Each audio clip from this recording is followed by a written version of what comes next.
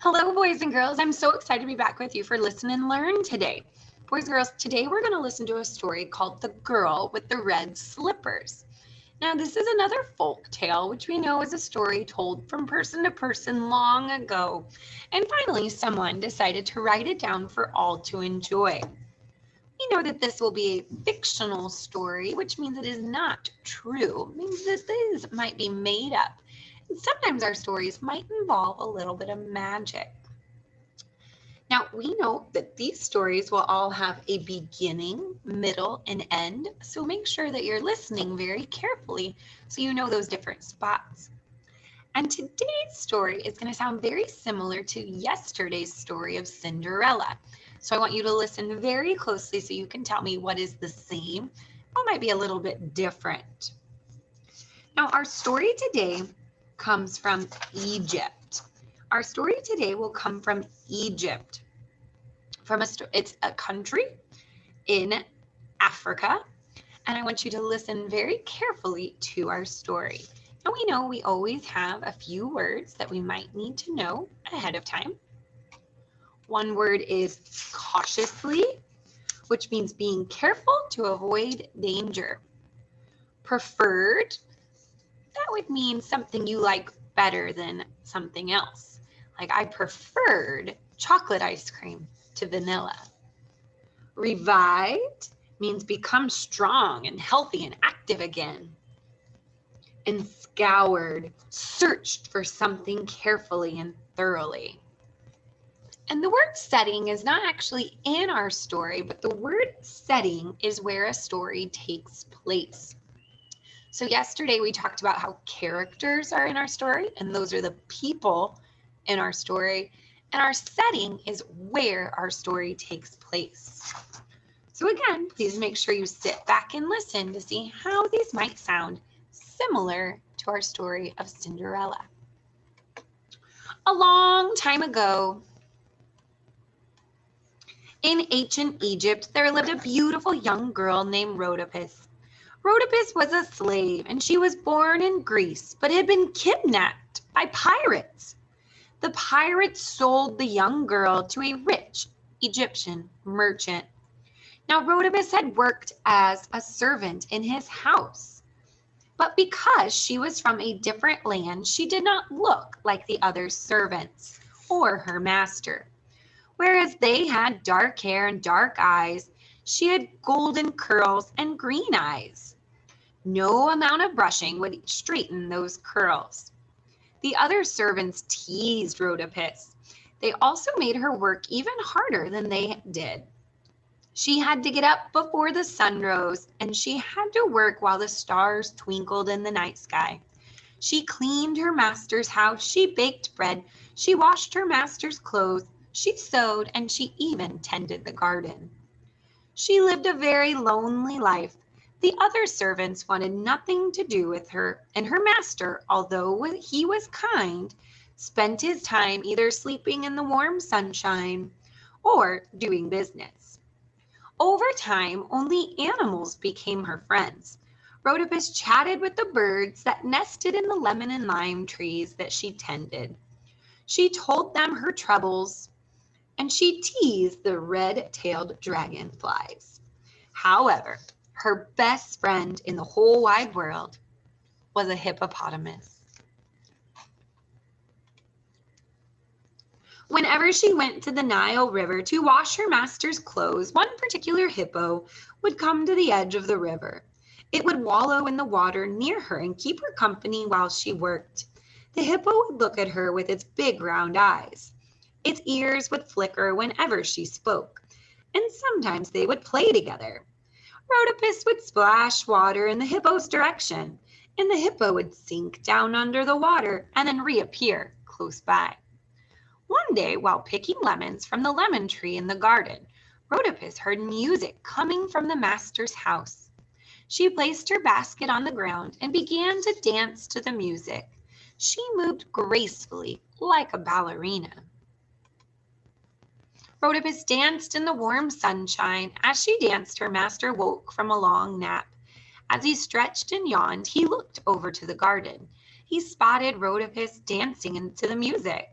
She moved so elegantly that her master watched her for quite some time. After a while, he thought to himself that this beautiful young girl who danced like a butterfly deserved some elegant shoes to adorn her bare feet. The next day, he went to his very own shoemaker and asked him to make a pair of red silk dancing slippers. The sole of the slippers were made from the finest leather. Several days later, the shoes arrived, and Rhodopis' master presented them to her as a gift, and she was speechless. Rhodopis loved the slippers, but the other servants were jealous that she had been given such a wonderful gift. They treated her even more horribly than before. This made Rhodopis very sad. Whenever she could cautiously, very carefully, sneak off into the garden, she would go and put on her red slippers and dance. Quite often she danced at night beneath the sparkling stars when everyone else was asleep. One day, Rhodopis' master was informed that the pharaoh, who was like the king in Egypt, had decided to hold a grand ball at his royal palace. All of his subjects were invited, even the servants. Oh, Rhodopis was so excited. However, she quickly learned that the other servants had no intentions of letting her go. Instead, they gave her piles of laundry and warned her it better be done by the time they returned. As the servants prepared to depart, Rhodopis carried a huge pile of laundry down to the river. Now she worked for several hours, washing and scrubbing the clothes. Her faithful friend, the hippo, kept her company. The hippo always cheered up Rhodopis, and so after a while, she felt better and began to play with the hippo. As she cheerfully splashed the hippo, it suddenly moved to duck beneath the water. And then it reappeared quite suddenly close to Rhodopis. As the hippo lifted its large head, it created a wave of water that cascaded down on Rhodopis. She was drenched, and so were her beautiful slippers. Rhodopis sighed and scratched the hippo's head, and then she took off her slippers and placed them on a rock to dry. After that, she continued with her work. She did not even stop to eat. After a long while, Rhodopis finished washing all the clothes. By now, her back and her arms were aching, but she was happy to be done. Just as she was about to put on her red slippers, she heard flapping of wings. In an instant, one of her slippers was gone. From out of the darkening sky, a falcon had swooped down and stolen it. Rhodopis gasped for air. She was certain that the falcon was actually the god Horus. It was a sign of something, but she did not know what. There was nothing Rhodopis could do. She put on her one remaining slipper in her pocket and returned to her master's house in her bare feet. Meanwhile, at the palace, an enormous crowd had gathered. The crowd was enjoying the party festivities. The pharaoh looked on from his raised throne in the banquet hall, and although he was happy to see his subjects enjoying themselves, he preferred to be hunting. The pharaoh did not have a wife or children. He spent most of his time hunting with his friends. As the day wore on, the pharaoh grew restless. He was just about to sneak away from the banquet when the great falcon swooped down and dropped a red slipper at his feet. The pharaoh picked up the red slipper and stared at it.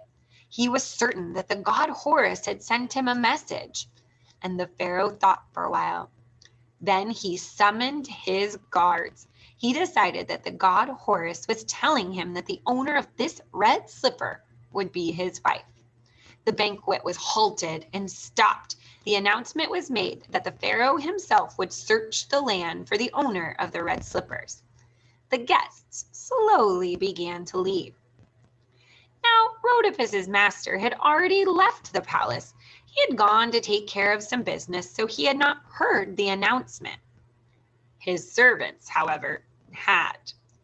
Together, they decided that they would not breathe a word to Rhodopis. As the weeks went by, the Pharaoh scoured the land for his future wife. He searched by land and by water, and he was unsuccessful. At last, his search brought him by royal barge to a region in the northern part of his kingdom. Rhodopis was washing clothes in the river as the royal barge appeared in the distance. The other servants saw it too, and knew immediately what it meant. As the barge neared the bank of the river, the royal trumpeters sounded the Pharaoh's arrival. Immediately, the servants ordered Rhodopis to hide herself in the reeds as she was. They told her a lowery servant should never be in the presence of the Pharaoh. With the red slipper in one hand, the Pharaoh stepped off the royal barge. Upon seeing the slipper, the female servants elbowed each other out of the way, all wanting to be the first to try it on. As this was happening, Rhodopis peeked out from the reeds. She wanted to see the Pharaoh's face. As she peeked out, the Pharaoh spotted her. He stared at the beautiful girl for several moments, and Rhodopis's heart skipped a beat. He asked her to step forward and then placed her tiny foot inside the red slipper. And as he did so, it was clear to all that she was the owner of the slipper. The other servants were horrified that she would be the Pharaoh's queen, but the master gave his blessing. Together, the Pharaoh and Rhodopis sailed away on the royal barge with its purple sails fluttering in the gentle breeze that blew across the Nile River. Behind the barge swam Rhodopis's best friend and honored wedding guest, and they lived happily ever after. Now I want you to stop and think, what was the same with that story as it was with Cinderella? Now I want you to tell your grown-up what you heard the same and what was maybe different in our two stories. Have a great day.